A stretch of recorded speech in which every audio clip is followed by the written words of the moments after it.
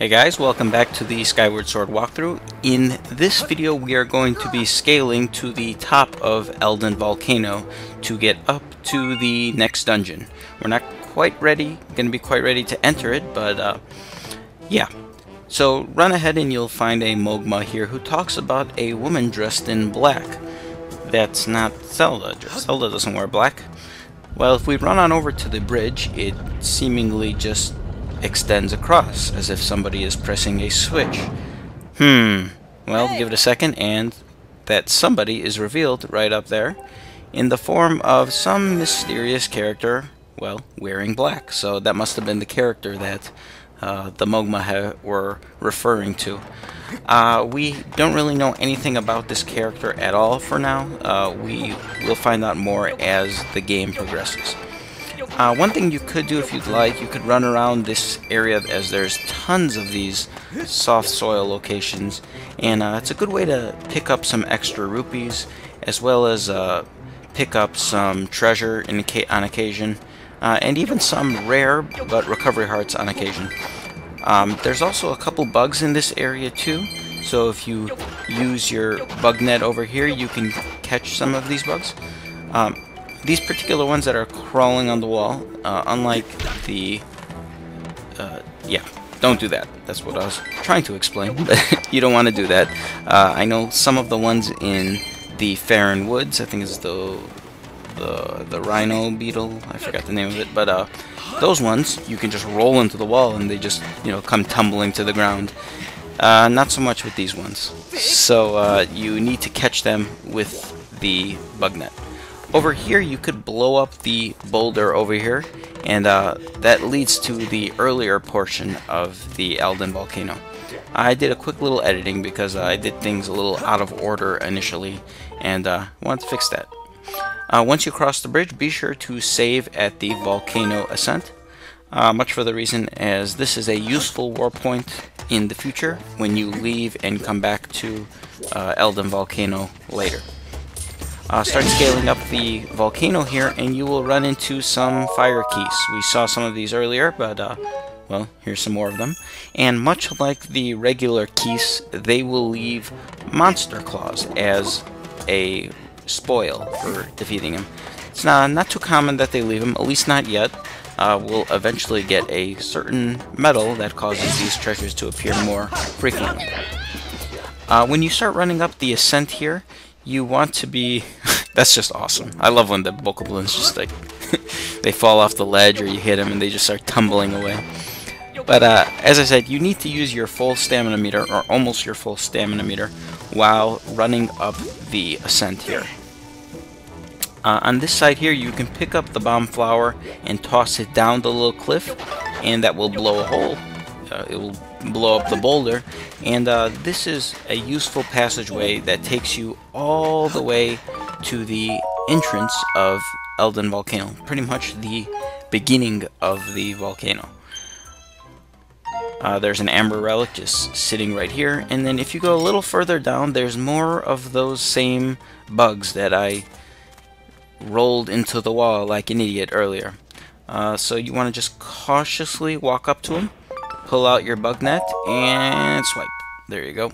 And there we go. I got 2 volcanic ladybugs. Yes, volcanic ladybugs. Well, as you might suspect, volcanic ladybugs are found in the Eldin Volcano region. Yeah, that's pretty obvious. But anyway, we want to continue our ascent, and we have a little bit of a problem here, since there's a bokoblin that blocks the path, and he's conveniently holding a large boulder right over his head. Well, this can only mean one thing. Pull out your slingshot. I think you can use the beetle here as well. And hit him, and he drops the beetle, he drops the boulder right on top of his head. Very intelligent. You can safely run up here, and here's like a little mini bokoblin base of sorts. I guess this is where they live. I guess it shows that bokoblins are somewhat humanoid in a sense. They have their own little huts and such, and there's like a watchtower as well. I don't know. I guess they have their own weird civilization. Anyway, this bokoblin that's on the watchtower, just pick up a bomb, toss it at the watchtower, and send it across, and it forms a bridge of sorts. Before running across that way, you'll find a boulder on the left as well. You want to blow it up with a bomb flower and enter inside to find a secret cave that has a mini-game. You could dig in the nearby soil spots, and here's some more of these. I think they were the Elden Rollers. Is that what these things are called? But yeah, pick them up with the bug net and then head inside to play a mini game.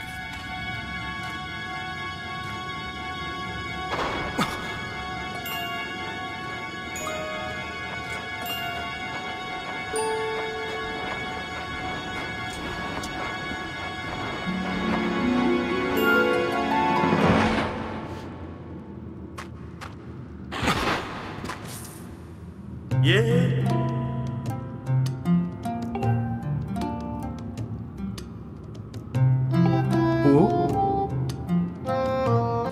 So the Mogma here is named Tubert, and he runs the Thrill Digger, and he might as well just call it Minesweeper, since that's pretty much what this game is. There's 3 difficulties: beginner, medium, expert, or I think it's called medium. But I like to play the beginner. I actually find it to be the easiest, although it's easier to win, but harder to make big amount of rupees. In the easy mode, there are green rupees, blue rupees, occasional red rupees, and bombs. There are 4 bombs in total out of the 20. The trick I like to use is if you ever find a green rupee at all, every single adjacent one around it is a safe zone. So there was green ones at the top left and just underneath it. That means all the ones around it, that means are safe. If there is a blue rupee, that means adjacent to it is at least 1 bomb. It's not exactly perfect. It's not a perfect science here. Sometimes there's a blue rupee and it sounds like there should only be 1, but there's actually 2 of them around. Furthermore, if there are 2 and sometimes even 3 adjacent bombs, you will find a red rupee. This is actually pretty crazy, since I played this game about 20-25 times, and this was the only time I ever got a perfect. Uncovered all of the rupees without uncovering any of the bombs. It was completely random that I actually got that while recording. So in addition to the rupee rewards, you get a Bluebird Feather, which is one of the more rare treasures. You could get a Bluebird Feather by capturing a blue bird with a bug net, but the bluebirds, unlike the other colored birds, don't come along as frequently. You could keep playing if you'd like. If you play in expert mode, there's significantly more bombs, and there's also more, there's Rupee, which will take away your rupees. But there's also silver rupees and even gold rupees. Depending on the map, some of them are, it's a luck of the draw, really. It's more expensive to play. It's more of a risk-reward type thing. And you can make a lot of rupees, actually. So it's up to you. I played a little bit. I actually lost a lot of rupees initially. But it's a fun game. It's not an exact science, so it's not as clear-cut as like Minesweeper. Kind of unfortunate, really, but it is what it is.